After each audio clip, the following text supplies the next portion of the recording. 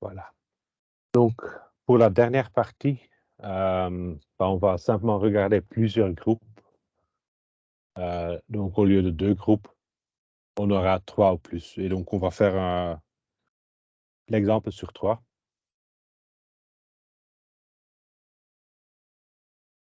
Donc, j'ai 3 engrais A, B et C qui sont utilisés sur les plants de maïs. Et est-ce que le type d'engrais, est-ce qu'il va avoir un effet différent sur la croissance des plants de maïs? Donc, à ce moment-là, on a une variable réponse continue, ce qui est la taille, ce qu'on va noter par Y. Une variable explicative qualitative, qui est le type d'engrais, qui a 3 catégories. Donc là, X, j'ai 3 catégories, A, B et C. Y, la variable continue, la taille de maïs. Et donc, est-ce que je peux expliquer la taille de la variable Y en fonction de X, donc en fonction du type d'engrais que j'ai utilisé? Ce qu'on peut faire à ce moment-là, c'est regarder pour chacun des catégories, qu'est-ce qui se passe. Et donc là, j'ai le dot plot, le nuage de points pour A, B et C, donc les 3 catégories, et j'ai regardé quelles sont les tailles qui sont ici représentées par, par la petit carré. Et donc, je vois que pour engrais A, sont toutes les tailles observées. Pour engrais A, j'ai une moyenne de groupe A qui se trouve là. Donc là, et l'espérance Y donnée A, c'est la moyenne en croissance, en taille pour la groupe A. De même manière, j'ai le deuxième groupe, la groupe B, qui a sa propre moyenne, et la troisième groupe, la groupe C, qui a sa propre moyenne. Et donc, je veux maintenant décider si oui ou si non, l'engrais a un effet sur la croissance, sur la taille de maïs. Donc, j'ai les 3 moyennes là, en rouge, en vert et en orange. Et j'ai aussi la moyenne globale là, en bleu. Donc ça, c'est simplement la moyenne sur toutes les tailles, la moyenne en bleu. Et ce que je sais, ou ce qu'on peut déduire, s'il n'y a pas d'effet de la moyenne, de l'engrais, la meilleure estimation sera donnée par la moyenne de toutes les valeurs.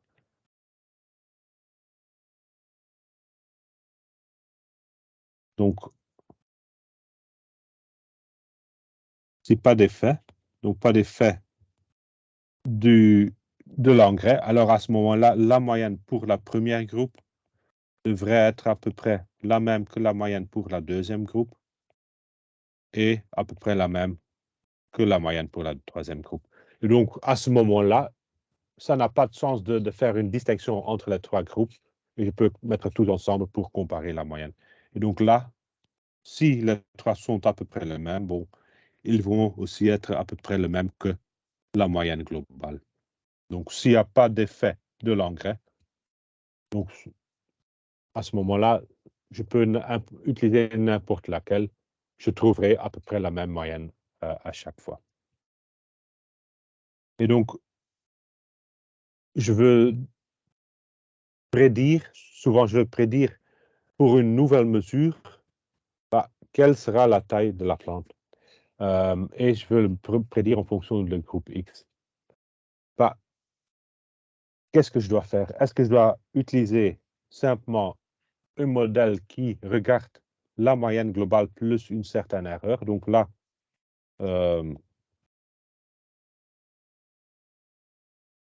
s'il n'y a pas d'effet de l'engrais, alors l'estimation, la meilleure estimation que je peux faire, c'est la moyenne de toutes les observations là.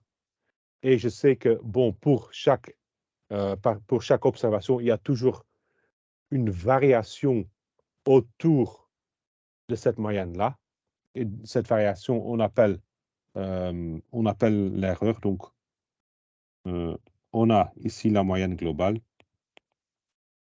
J'ai une observation YI la différence entre l'observation, donc l'observation sera presque jamais égale à la moyenne exacte, c'est l'erreur pour observation I. Donc, si il n'y a pas d'effet, je m'en fous de l'engrais que j'ai utilisé. Je regarde simplement la totalité des données et la moyenne de la totalité. Par contre, si il y a un effet ou un effet différemment, il est plus pertinent de prendre 3 modèles, étant un modèle par type d'engrais, puisque ça va me permettre d'avoir une prédiction plus accurate, plus correcte, en regardant le modèle pour ce type d'engrais spécifiquement. Et donc là, est-ce que je dois créer un modèle global? Je crée un modèle global s'il n'y a pas d'effet de l'engrais. Je crée 3 modèles, un modèle par engrais pour pouvoir faire des prédictions meilleures. Donc, ce qui m'intéresse, qu'est-ce que je dois faire? Si les 3 sont à peu près les mêmes, donc si les 3 sont les mêmes, il n'y a pas d'effet, je veux prédire basé sur la moyenne globale, c'est l'hypothèse nulle. Donc, l'hypothèse nulle va me dire la moyenne de la première groupe, ici A, est égale à la moyenne de la deuxième groupe, est égale à la moyenne du troisième groupe. Il n'y a pas d'effet, les 3 sont les mêmes. L'alternative qui se trouve là, donc l'alternative, je vais réécrire, mu1 égale à donc mu A égale à mu B égale à mu C. L'alternative va me dire il y a au moins un type d'engrais qui a un effet différent. Donc,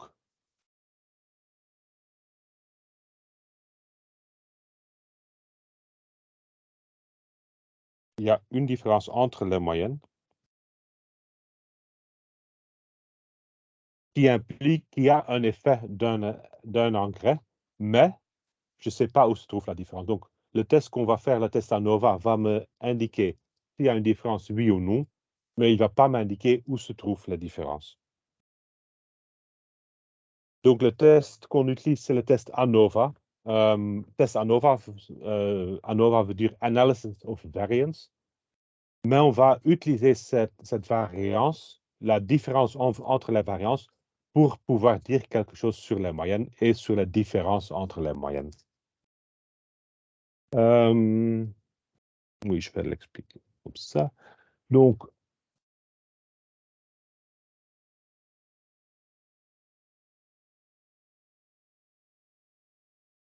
utiliser la variance pour dire quelque chose sur les moyennes. Et donc, on peut considérer les deux cas. Donc, on peut d'abord regarder le cas où il n'y a pas vraiment un effet. Et on va utiliser les 2 types de variance. Il y a 2 types de variance.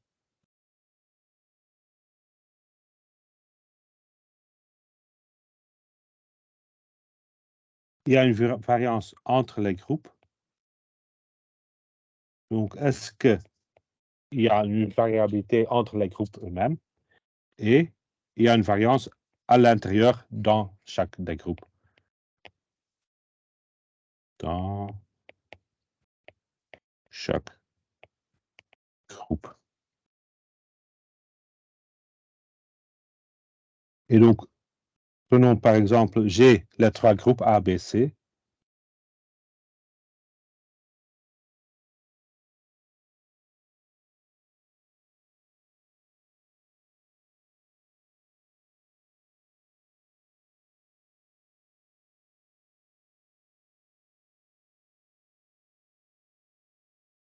Et je regarde ce dot plot là.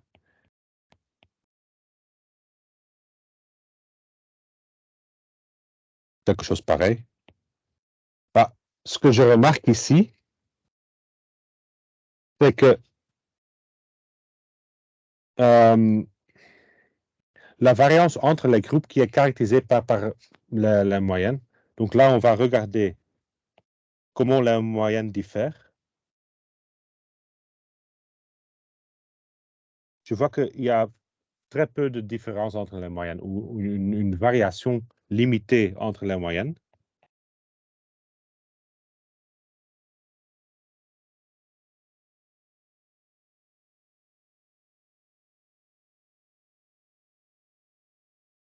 Et je remarque aussi qu'à l'intérieur de chaque groupe, il y a une grande variabilité ou une variabilité qui est beaucoup plus grande que la variabilité entre les différentes moyennes.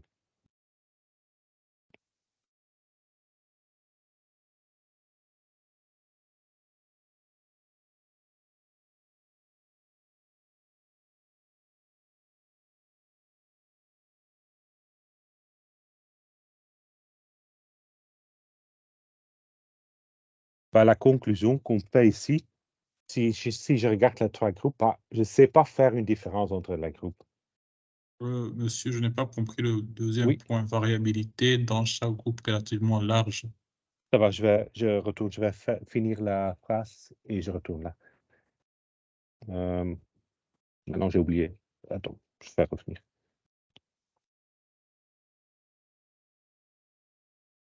Donc là,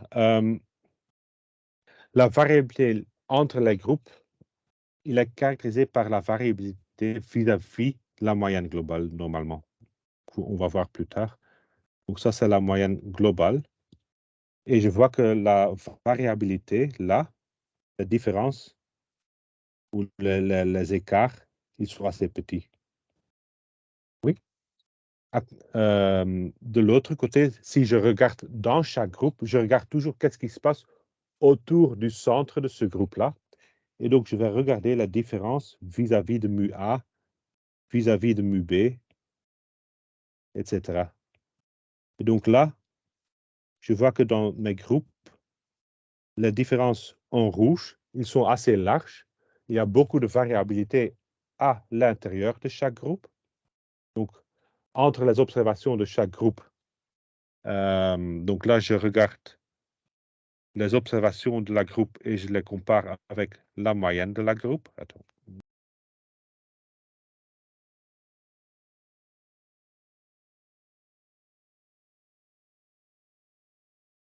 Et pour l'autre, je regarde la moyenne de la groupe avec la moyenne globale.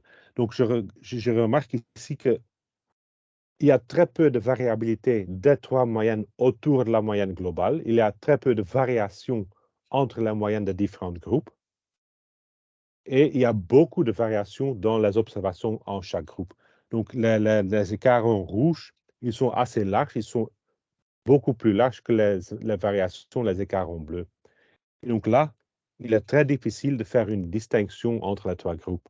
Je ne peux pas dire que la taille pour la première groupe est beaucoup plus large que la taille pour la deuxième groupe ou pour la troisième groupe.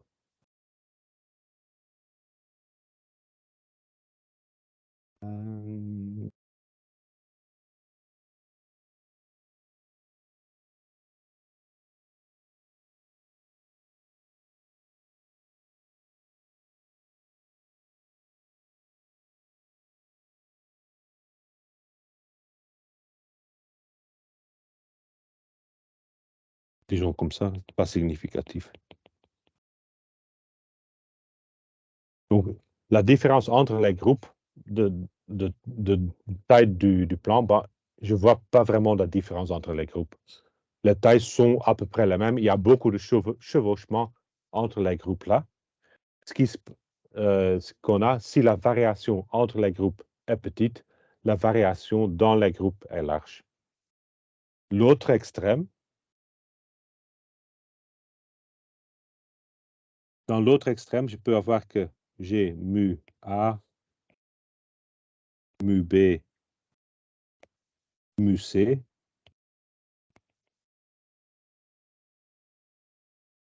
Et j'ai des observations dans chaque groupe.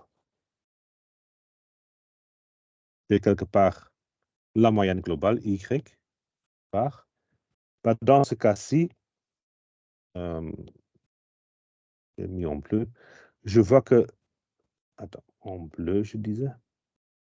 La variation des moyennes autour de la moyenne globale, il est assez large vis-à-vis des variations autour de chaque moyenne dans les groupes.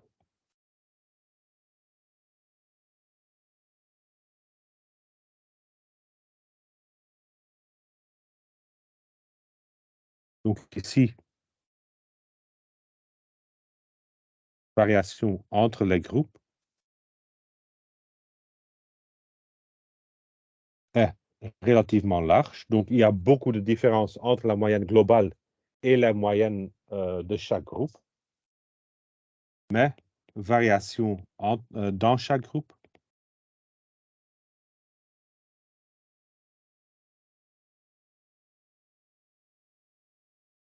est limitée, donc assez petite. Et donc là, ça me permet de faire vraiment une distinction entre les groupes. Donc je vois que le groupe B, le groupe A et le groupe C, il y a presque, donc A et B, il y a un tout petit peu de chevauchement.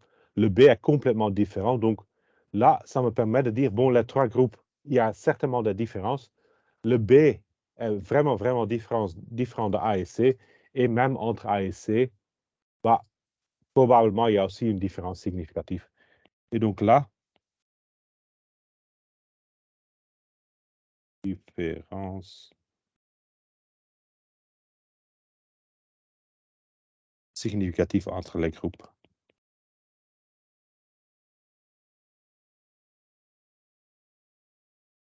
Et donc, pour pouvoir dire quelque chose d'utile, pour pouvoir que la différence, que les trois moyennes ne sont pas les mêmes, donc pour retourner vers l'hypothèse alternative, ce que je veux, ou ce qui me permet de dire ça, c'est trouver une variabilité large entre les différents groupes, mais très petite à l'intérieur de chaque groupe. Et donc, large et petit, c'est relativement l'un à l'autre. Donc, je veux que les écarts en bleu sont beaucoup plus larges que les écarts en rouge.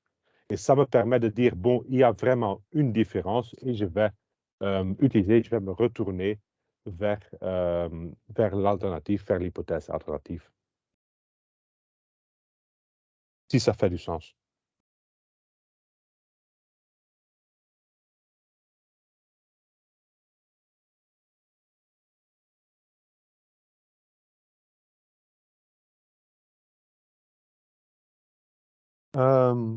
C'est aussi ce qui est mis un peu ici. Donc, on a la moyenne du groupe A, B, C. Donc là, j'ai le mu A, mu B, mu C et la moyenne globale. Et je vais comparer la variabilité. Donc, la variabilité dans chaque groupe, ce qui est ici marqué en vert.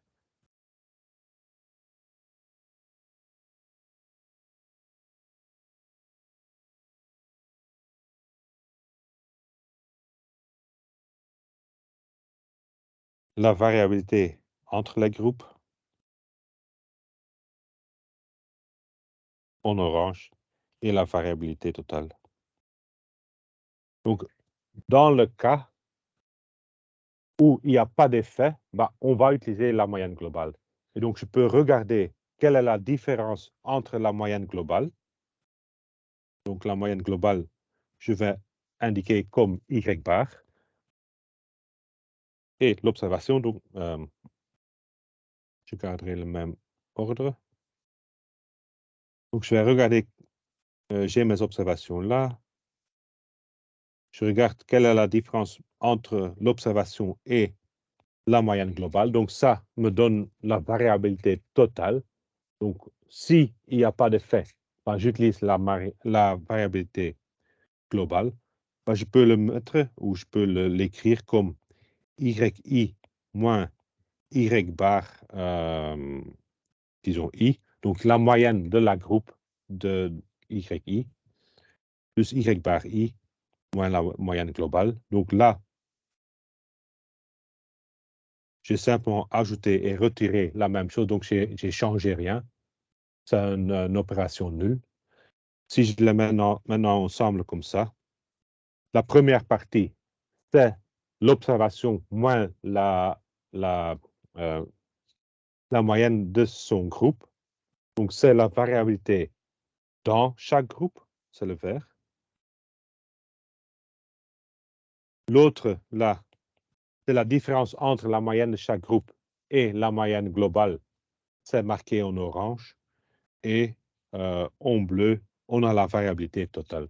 Donc, on peut toujours écrire pour chaque observation cette expression. Et on veut maintenant regarder ça pour toutes les observations qu'on a. Donc, on fait la somme sur n, et on prend aussi les carrés.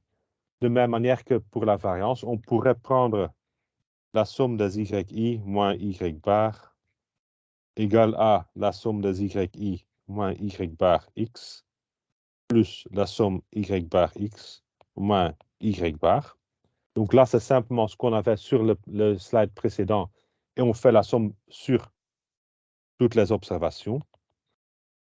Comme la variance, dans ce cas-ci, les écarts négatifs et les écarts positifs, ils vont s'annuler. Donc, cette expression est toujours 0 et ça ne me donne pas d'information. Donc là, de nouveau, je prends la carré des deux côtés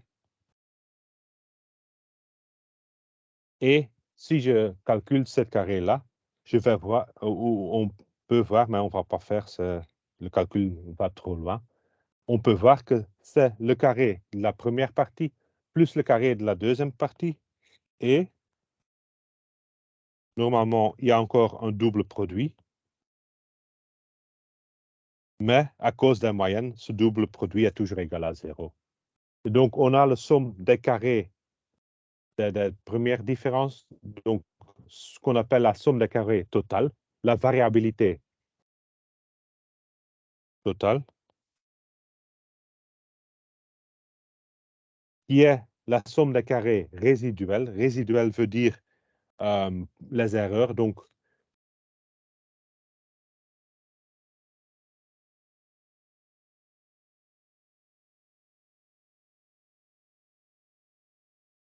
qui est dans chaque groupe. Et somme des carrés factoriels, ce qui est lié, on dit, au modèle.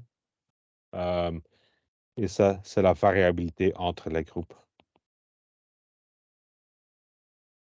Donc, le SCF, la somme des carrés factoriels, regarde ce qui est la différence entre la moyenne de chaque groupe et la moyenne globale. Donc, comment les groupes ou la moyenne des groupes sont repartis autour de la moyenne globale. S'il y a vraiment des différences entre les groupes, les différences là seront larges. Avec le carré, il devient encore plus large. Et on aura un SCF qui est large.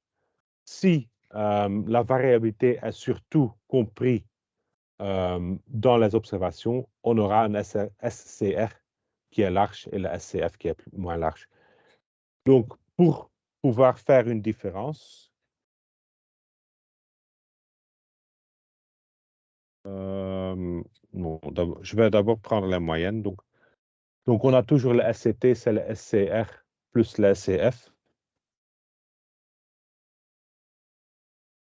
Donc là, ce sont des différences au carré. Si vous vous souvenez, pour la variance c'était xi moins x bar au carré et la somme. Donc ça correspond aux sommes carrées, mais on divisait par n-1. Donc on divisait pour vraiment obtenir la variabilité pour la variance par le degré de liberté. Ce qu'on va faire maintenant, c'est la même chose. On divise aussi chaque partie dans cette somme-là par donc df, dans le degré de liberté. Degrees of freedom en anglais. Donc, on va diviser par le degré de liberté pour transformer les sommes carrées dans une moyenne carrée qui correspond à une variance. Et ça nous va permettre de faire un F-test, un test ANOVA à la fin. Et donc, on a un estimateur de la variance globale qu'on obtient de prendre le SCT, donc la somme des carrés totale divisée par le degré de liberté de cette somme-là. Bah, le degré de liberté, il est lié à la somme. Donc, pour cette somme-ci, ce qui est important sont les observations. J'ai n observations et j'ai fait une estimation. Donc, là, le degré de liberté est égal à n-1. N observations, une estimation que j'ai déjà faite. Donc, je vais diviser par n-1. Ici, de nouveau, j'ai n observations dans cette somme, mais j'ai une estimation par classe. Donc, j'ai les 3 classes A, B, C. Donc, je vais faire n-3, ou en toute généralité, si j'ai K classes différentes, je fais K estimation pour la moyenne de chaque classe. Donc, j'aurai n-K. Et là, je regarde les moyennes de chaque groupe. Donc, dans notre cas, j'ai 3 moyennes et j'ai une estimation pour la moyenne globale, 3 moins 1, ou plus généralement, n-K et K moins 1. Et donc là, je vais diviser par les degrés de liberté et ça me donne des variances. Une variance totale ou une variance globale, la somme des carrés totale divisée par n-1, une variance résiduelle, donc une variance qui est liée aux variances dans chaque groupe.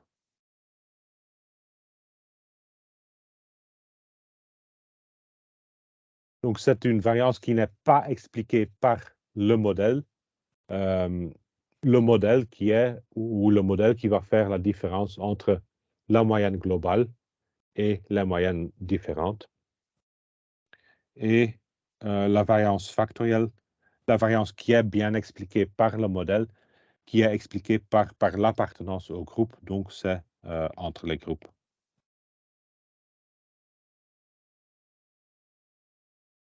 Et donc là, pour retenir, si vous retenez le petit graphique que j'ai fait, où vous voyez, bon, je sais faire une distinction entre les groupes. Si la variance dedans est plus petite que la variance entre, c'est le plus important. Donc là, la slide précédente, c'est le pourquoi ou comment on va arriver au test. Mais donc l'idée derrière était tout capté dans le graphique.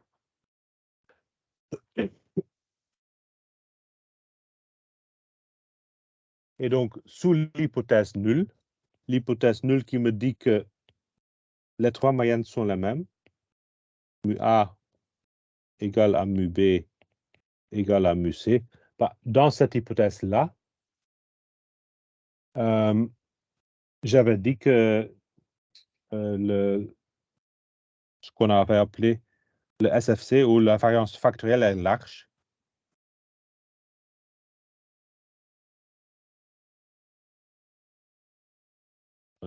Donc, si je ne sais pas faire de différence, j'aurai le SCF. Toc, toc, toc. Large. Ah.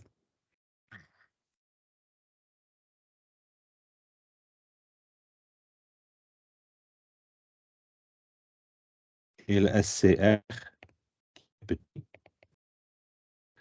Donc, ça veut dire il y a beaucoup. Non, ça à l'inverse. Désolé. Je vais faire.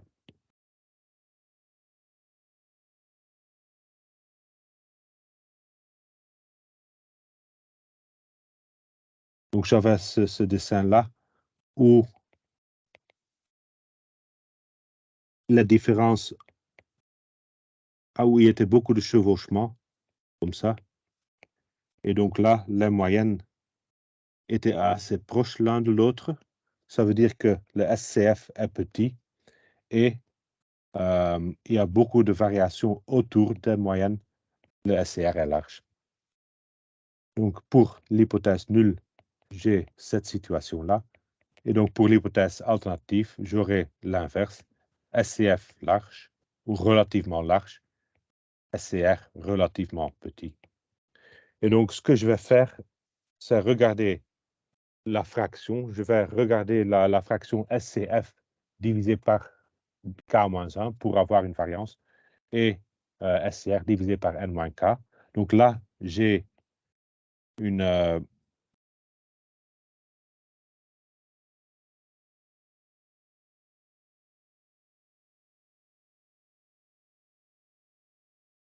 j'aurai une type de variance divisée par une autre variance. Et là, on s'est montré que ça suit une loi F, donc loi Fischer. Loi Fischer avec K-1, N-K degré de liberté. Pour la loi Fischer, on sait que cette distribution est toujours d'une telle manière, donc il est toujours positif, ce qui est logique vu qu'on divise des variances et les variances sont toujours positives. Et donc, on a toujours un test unilatéral avec la quantile. Et dès que je dépasse cette quantile-là, bah alors, ça veut dire que le SCF, ou le SCF divisé par K-1 est beaucoup plus large que le SCR divisé par N-K. Donc, dès que je dépasse la quantile, je suis dans cette situation-là et je suis dans la situation de l'hypothèse alternative. Donc, par faire ce test-là, si le résultat du test va rejeter l'hypothèse nulle, alors je sais qu'il y a vraiment une différence entre les valeurs.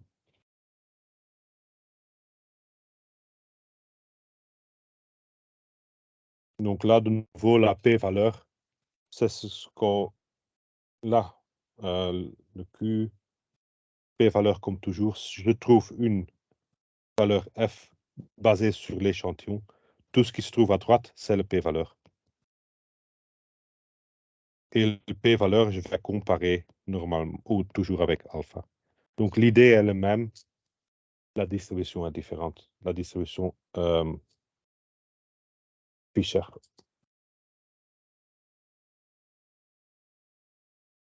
Donc,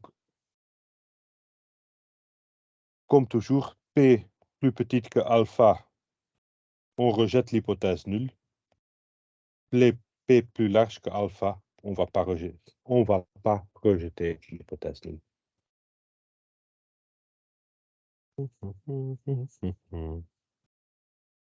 C'est de nouveau la même chose.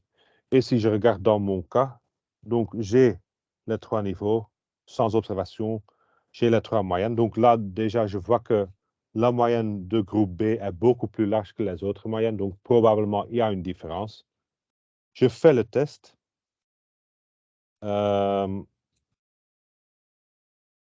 Et là, je trouve...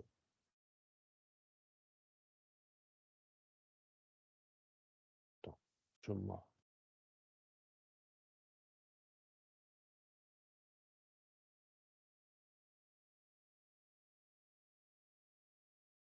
Ah non, là, désolé.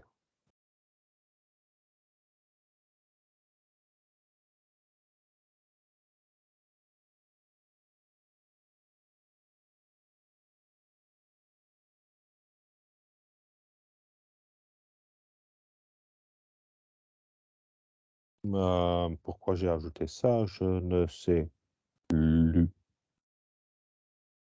Donc, on a cette partie-là qui donne la moyenne. OK. Ah oui, OK. C'est simplement on teste l'égalité entre les variances. Donc là, c'est simplement est-ce que la variance, donc sigma carré A, est égal à sigma carré B ou pas. Donc, Et donc, dans ce cas-ci, on ne va pas rejeter, on peut supposer que les variances entre les trois groupes sont les mêmes ou à peu près les mêmes, mais finalement, ce n'est pas vraiment important dans notre cas. Ce qui est important, c'est ici, on a les boîtes à moustaches, on voit que quand même, la groupe B se trouve en haut. Il y a une différence entre B et A et C. Et entre A et C, il n'y a pas beaucoup de différence. Et là, on a les QQ-plots. Donc, je vois que pour les trois groupes, pour chaque groupe, la normalité semble être en ordre. Donc là, j'ai l'assumption ou l'hypothèse de normalité qui est remplie. Et après, je fais le test ANOVA. Donc ici, je fais l'ANOVA.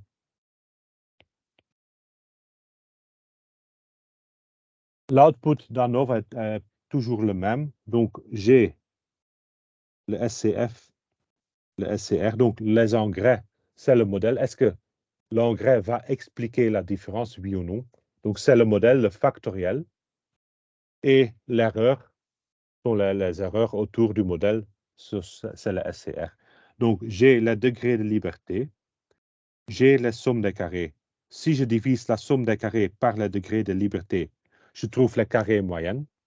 Et après, je divise la carré moyenne factorielle par la carré moyenne des erreurs résiduelles pour trouver la valeur f. La valeur f, j'utilise pour trouver la p-valeur. Et donc là aussi, j'ai la distribution f pareil.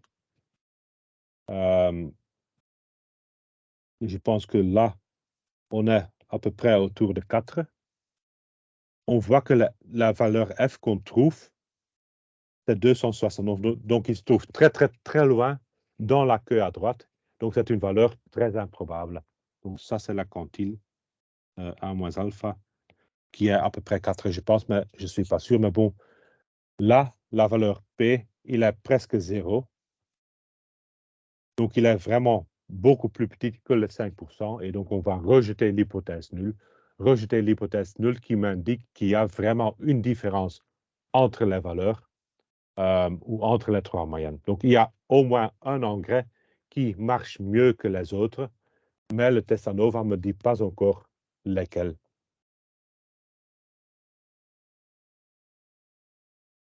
Donc, ça, c'est le résumé.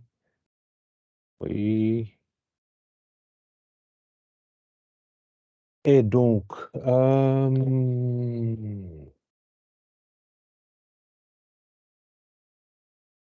oui, je vais rapidement faire ça. Ça me prendrait 5 à 10 minutes. Mais comme ça, on sait clôturer le chapitre quand même. Donc, l'ANOVA me dit qu'il y a une différence, mais il ne me dit pas où se trouve la différence. Et donc là,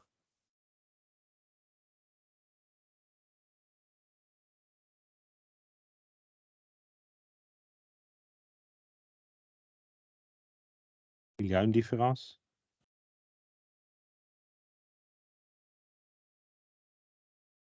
Et où je vais utiliser des tests de students, t-tests. Je vais faire des t-tests de paire des moyennes. Et donc, je vais tester est-ce que mu A est égal à mu B ou différent de mu B, mu A différent de mu C et mu B différent de mu C. Donc, dans notre cas-ci, je vais faire 3 tests T, simultanément. Simultanément sur les mêmes données. Pour rappel, risque de rejeter H0 à tort est fixé par le seuil alpha. Donc, erreur pour faire la probabilité pour faire une erreur de type 1.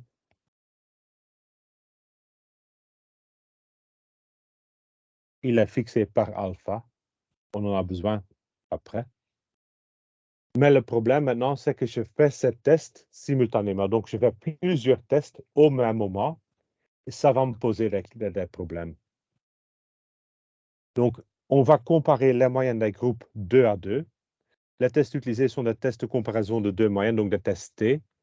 Et on peut de nouveau chercher les intervalles de confiance pour chaque test. Mais pour le moment, pour ce qui nous intéresse sont les tests T. Le problème est qu'on va faire les tests simultanément sur plusieurs hypothèses et donc on va rencontrer des problèmes. Donc, j'ai A1 jusqu'à N sont N tests que je fais au même moment. Ils sont indépendants. Indépendants. Ce qui est important. Et je vais voir quelle est la probabilité de faire aucun type d'erreur. Aucune erreur de type 1.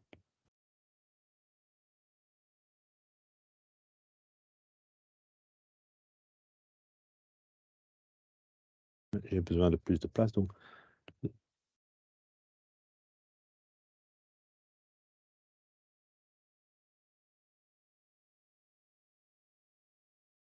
Bah, ça veut dire que je ne fais pas d'erreur pour la première. Donc, je ne vais pas rejeter la première hypothèse à tort, ni la deuxième.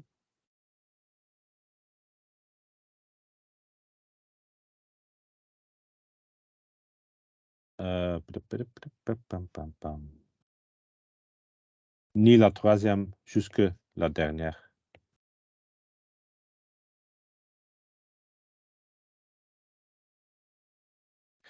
Maintenant, vu qu'on a choisi les tests indépendamment, la probabilité des unions, c'est le produit de probabilité. Donc, c'est la probabilité que je ne rejette pas A1 à tort.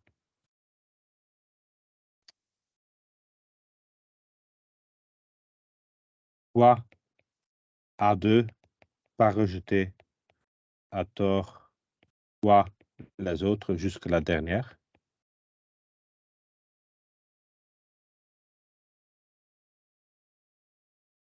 Pour chaque test, on a fixé un niveau de confiance égal à alpha, disons 5%. Bah, on sait donc que pour chaque test, pas rejeté à tort est égal à 1 moins alpha. Et donc, on trouve là que c'est 1 moins alpha à la puissance n. Donc, la probabilité pour faire aucune erreur de type 1, si je fais plusieurs tests au même moment, revient à 1 moins alpha à la puissance n. Et maintenant, on va voir quel est le problème. Donc, disons, alpha est égal à 5%.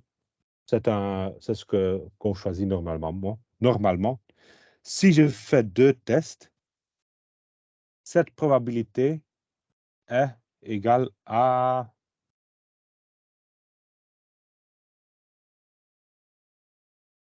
non, attends. Il y a encore une étape que j'ai oubliée.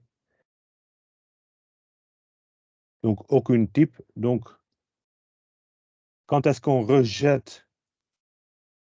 Bah, si je fais au moins...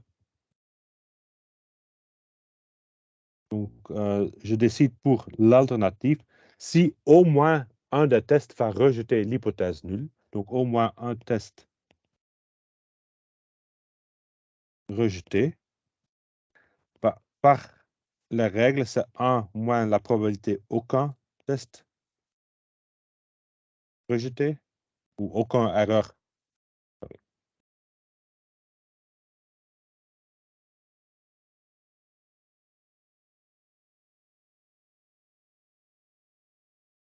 Donc, rejeté ici à tort.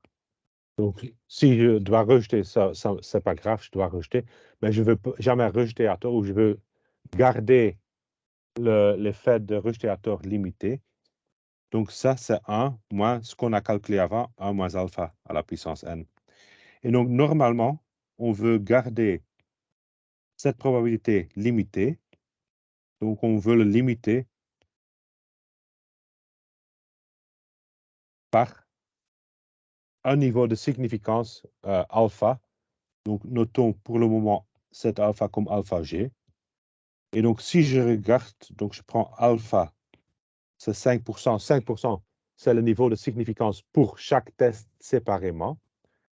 Bah, si je prends deux tests, j'ai 1 moins 0,9025. Donc, c'est à peu près 10% pour alpha G. Pour N3, j'ai 1 moins 0,85 et quelques, à peu près 15% pour alpha G, etc., etc. Et donc, je vois que si je prends plus de tests, si le nombre de tests augmente, le niveau de significance global, donc pour tous les tests ensemble, il augmente aussi. Et donc, je trouve là 10% qui est 2 fois alpha, je trouve 15% qui est 3 fois alpha, etc. Et on va voir pour 4 tests, on peut voir que c'est à peu près 4 fois alpha, etc. Et donc là, le niveau de significance global, donc pour l'ensemble des tests, devient rapidement beaucoup plus large et on doit donc modifier les alphas qu'on utilise pour les tests. Donc, ce qui est mis là, si on effectue des comparaisons multiples, je dois appliquer un facteur de correction. Facteur de correction le plus commun, c'est la méthode de Bonferroni. Pourquoi? On a vu que alpha G est à peu près n fois alpha. Donc, alpha, c'est le niveau de significance pour chaque test.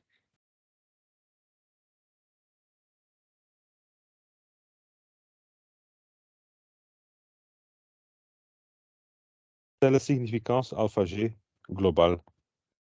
Donc, sur l'ensemble des tests. Celle-là, je veux garder à 5%. Donc, ça veut dire que ici, le alpha pour chaque test, je dois prendre ça égal à 5% divisé par n.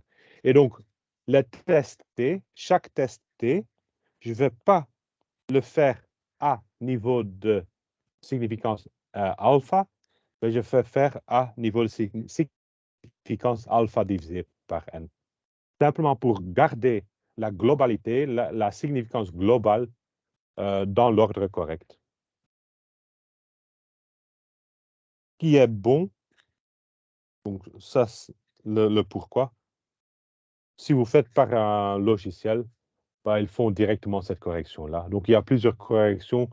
On va utiliser surtout la méthode Bonferroni. Ne vous en faites pas trop.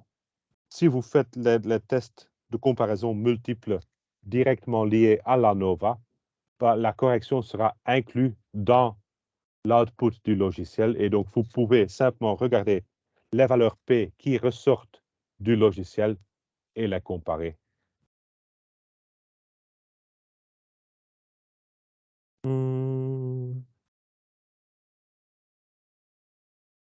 Et donc, la dernière chose, un petit exemple là, on a le poids de plan de peuplé qu'on va étudier. On regarde différents traitements, 4 traitements, on fait rien, on met de l'engrais, on met de l'irrigation et on met irrigation et engrais. Pour chaque groupe, on prend 5 observations, ce qui est assez petit, mais pour être facile. Et on obtient le poids moyen par groupe, donc mu1, mu2, mu3 et mu4. Et je veux savoir, est-ce qu'il y a une différence entre les choses, oui ou non. Je vais créer ou je vais regarder les sommes des carrés factorielles et résiduelles. J'ajoute les degrés de liberté. Je calcule f étant cette fraction-là, qui est 5,73, qui me permet de calculer une valeur P qui est plus petite que 5%. Plus petite que 5%, ça veut dire donc que je vais rejeter l'hypothèse nulle et il y a effectivement une différence entre les traitements. Donc, il y a un traitement, au moins un traitement, qui donne un résultat qui diffère des autres. Dans la deuxième étape, on veut savoir où est-ce que se trouve cette différence-là. Donc, on pourrait ici faire ou regarder les 4 traitements. Et donc, on voit que pour le traitement engrais plus irrigation, les valeurs sont vraiment différentes des autres valeurs. Et donc, probablement, la différence se trouve là. Après, on fait des tests 2 à 2. On fait test aucun versus engrais, une valeur de P, une différence significative, oui. Donc là, il y a une différence entre rien faire et mettre de l'engrais. Je regarde aucun versus irrigation. La valeur P est plus large que 5%, donc il n'y a pas d'effet significatif. Donc, si je mets de l'irrigation ou pas, ça ne change rien au poids, etc., etc. Et donc, je fais ça pour tous les paires de traitement. Et là, j'aurai la p-valeur corrigée par exemple, Bonferroni, que je peux comparer avec directement 5%. Cela conclut la première partie. Donc, l'ANOVA, j'ai fait relativement rapide. Ce qui est important là, c'est on va regarder s'il y a une différence entre plusieurs groupes. ANOVA me dit oui ou non, il y a une différence, mais je ne sais pas où. Après, je vais faire des tests de paires de traitement ou de paires de catégories par des tests T, mais je dois corriger les tests T. Vu que je fais plusieurs tests simultanément, dans le logiciel, cette correction est faite automatiquement, donc ça vous simplifie la vie pour obtenir les résultats et les conclusions. Voilà, j'ai pris un peu trop de temps, mais est-ce qu'il y a encore des questions sur la partie-ci? Quand même, si vous vérifiez, vous pouvez toujours m'envoyer des mails avec des questions ou les mettre sur le forum sur eCampus ou poser la fois prochaine. Donc, je suis toujours... vous pouvez toujours me contacter d'une manière ou une autre et je répondrai encore aux questions.